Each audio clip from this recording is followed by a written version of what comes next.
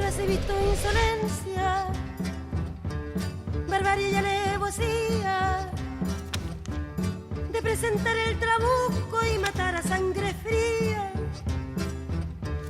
a quien defensa no tiene con las dos manos vacías. Sí. Por suerte Então a gente tinha uma série de reivindicações para ir levantando aquela questão que a gente dizia do fato concreto e encaminhar para a luta política. Isso a gente já tinha clareza. Só que não precisou a gente se esforçar, porque a ditadura foi que deu o motivo.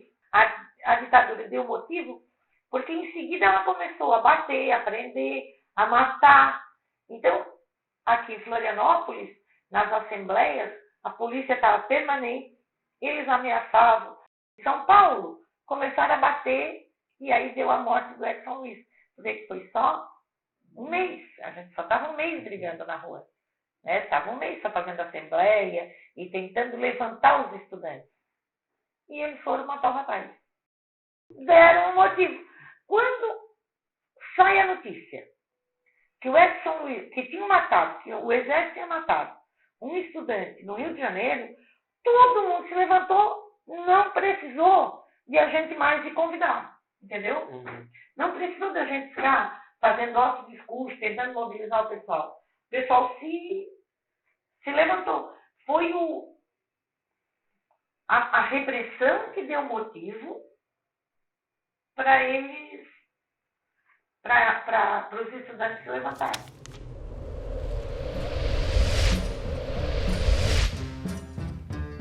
habráse visto insolencia, barbarie y alevosía. Quando chegou em 68, que começaram aquelas grandes manifestações estudantis, mas aí eu fui para as manifestações. Eu ia por minha conta própria, inclusive algumas vezes tive que fugir de casa, porque meu pai trancava a porta com medo de eu ir, e eu fugi e fui assim mesmo, porque eu achava que eu tinha que estar lá. Claro. Para mim era uma coisa muito importante. E eu saí do hospício, apenas eu estava com a roupa do corpo e umas roupas que algumas colegas da Unicamp me mandaram, porque era inverno.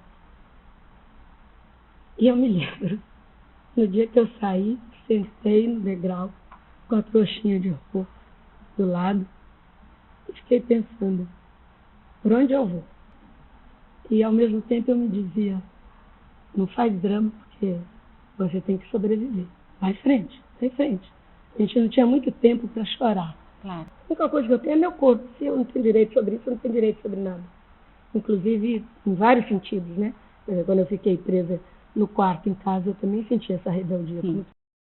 Perspectivas de futuro e tudo tinha que ser vivido como se cada dia fosse o último. Na verdade, eram essas as perspectivas que a gente tinha. Então, tinha um movimento de libertação e essa urgência de viver.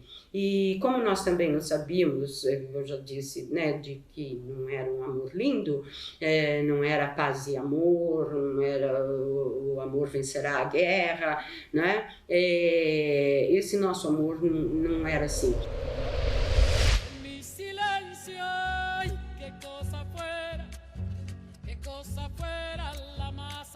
Me torturaram na Sexta-feira Santa. Foi a única pessoa torturada na Sexta-feira Santa, na PE, e eles me disseram, você vai ser torturada como homem, como Jesus Cristo. E aí foi uma loucura que fizeram. Porque eles estavam com ódio de mim, não sei, porque eu era mulher, porque eu tinha, sei lá, não sei, eu acho que foi uma tortura inteiramente desmesurada, desproporcional a que os outros... Muita gente não foi, do Daniel foi barra pesada também, mas para a mulher eu acho que eles exageraram mesmo. Tanto é que eu nunca mais me recuperei fisicamente, estou cheio de sequelas, cheio de problemas. Tantas veces me borraron, tantas desaparecí, a mi propio entierro fui sola. Una vez en la Facultad de Historia hicieron una mesa redonda sobre los estudiantes del 68 y todos los convidados para hablar fueron hombres. salvo una compañera, una historiadora, feminista, que entonces dijo, soy la única mujer en toda esta cantidad de hombres, necesito hacer patente la existencia de mujeres. Con lo cual le hicimos una larga lista de las mujeres dirigentes estudiantiles en el 68 y fuimos al acto, a la mesa redonda, una serie de militantes de aquella época que nos sentamos todas juntas con una cinta en la boca. Y después les dijimos, esperen a que nos moramos a sacarnos de la historia, por favor.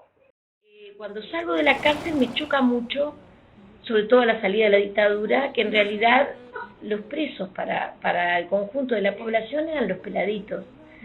La cárcel estaba asociada a los hombres eran los protagonistas. Los hombres salen de la cárcel, es una conferencia de prensa. Las mujeres salimos de la cárcel y nos vamos corriendo a encontrarnos con nuestra familia. Entonces me chocaba mucho también esta especie como de olvido inmediato con la memoria reciente de resistencia y de lucha de que existían también las presas mujeres, que habíamos estado presas como ellos.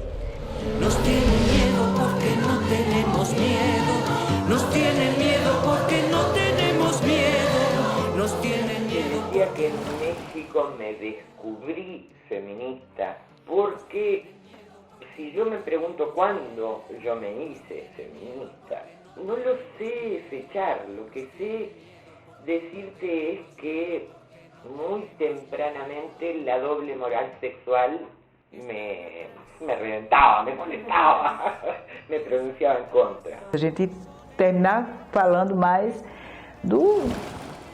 da experiência mesmo, da vivência mesmo, da experiência mesmo. E construía, e aí era uma construção de conhecimento mesmo a partir da experiência.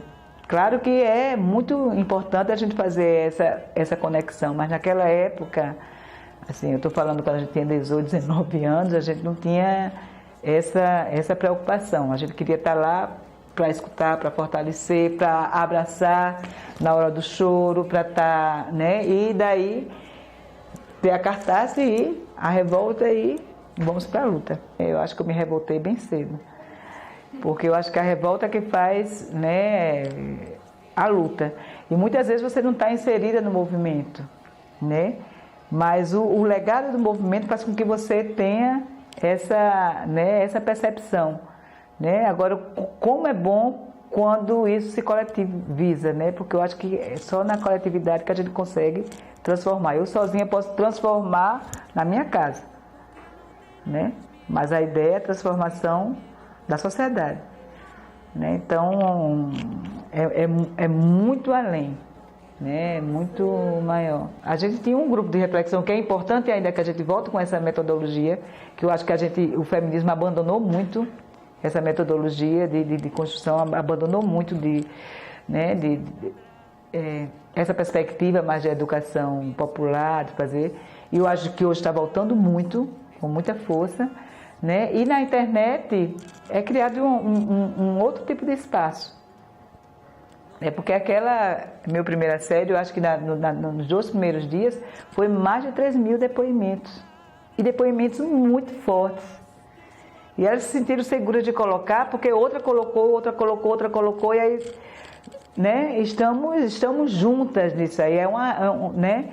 Isso fortaleceu a luta, porque aí você vê que teve passeatas, teve muita coisa que aconteceu, né, que isso também teve uma base, né, para que... Então, eu acho que é muito importante ter esses momentos de fala, né, ter esses momentos onde as pessoas possam se colocar e não se colocar, transformar essa revolta em luta, né, porque eu acho que o feminismo é isso. O feminismo não pode ser um assunto de poucas. O feminismo tiene que ser um assunto de todas. Si no es de todas, no es. Y para eso necesitamos que las jóvenes escuchen a las personas afro, escuchen a las mapuches, escuchen la rabia, escuchen, porque hay que escuchar la rabia y aguantársela. porque este es un continente colonizado. Y creo que esto es muy importante, nosotras tenemos que trabajar sobre eso. No podemos comportarnos como si nuestro ser feministas dependiera de las teorías estadounidenses o de las teorías francesas o de las teorías de no sé dónde, no me importa. Tienen que entender que la raíz del feminismo tiene que ver con las experiencias de opresión, y esas experiencias no son solo sexogenéricas, son experiencias que tienen que ver con la racialización y con la clase. Ay, qué cosa fuera la masa sin cantera, un amasijo hecho de cuerdas y tendones, un revoltijo de carne con madera, un instrumento sin mejores pretensiones, de lucecitas montadas para escena. Qué cosa fuera, corazón, qué cosa